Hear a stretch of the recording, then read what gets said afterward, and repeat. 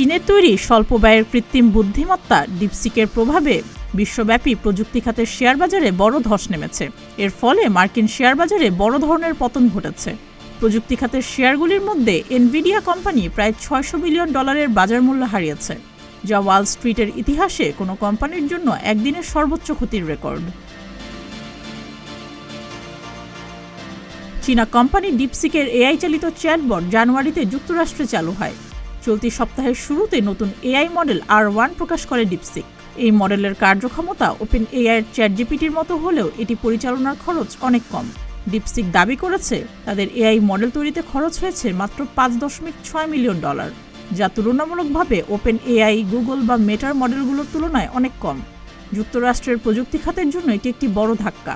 DeepSeek এতটাই জনপ্রিয় হয়ে উঠেছে যে এটি অ্যাপল অ্যাপ স্টোর থেকে ডাউনলোডের সংখ্যায় মার্কিন প্রতিদ্বন্দ্বী চ্যাটজিপিটিকেও পেছনে ফেলেছে।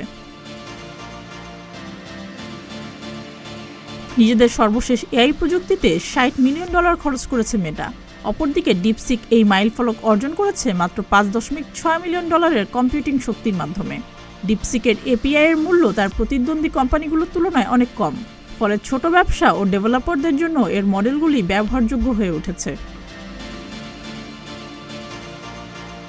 কৃত্রিম বুদ্ধিমত্তা সংক্রান্ত চীনা কোম্পানি ডিপসিকের তৈরি নতুন প্রযুক্তিকে যুক্তরাষ্ট্রের প্রতিষ্ঠানগুলোর জন্য সতর্কতা বার্তা হিসেবে উল্লেখ করেছেন মার্কিন প্রেসিডেন্ট ডোনাল্ড ট্রাম্প। ট্রাম্প বলেছেন, চীনা কোম্পানির তৈরি করা ডিপসিক এআই চালু হওয়ার বিষয়টি আমাদের প্রতিষ্ঠানগুলোকে এমন একটি সতর্কতা বার্তা দিচ্ছে যে প্রতিযোগিতার বিজয়ী হওয়াকে মনোযোগের কেন্দ্রে রাখতে হবে আমাদের। ট্রাম্প ইঙ্গিত দিয়েছেন, চীনা প্রতিষ্ঠানগুলি যদি অপেক্ষাকৃত কম খরচের এআই প্রযুক্তি নিয়ে আসে তবে মার্কিন কোম্পানিগুলি তা ব্যবহার করবে। ডিপসিকের এই সাফল্য পুরো বিশ্বকে অবাক করেছে। চীনের এই নতুন এআই মডেলের উত্থান এআই খাতের বর্তমান নেতাদের জন্য চ্যালেঞ্জ হয়ে দাঁড়িয়েছে। সুস্মিতা, প্রতিদিনের বাংলাদেশ।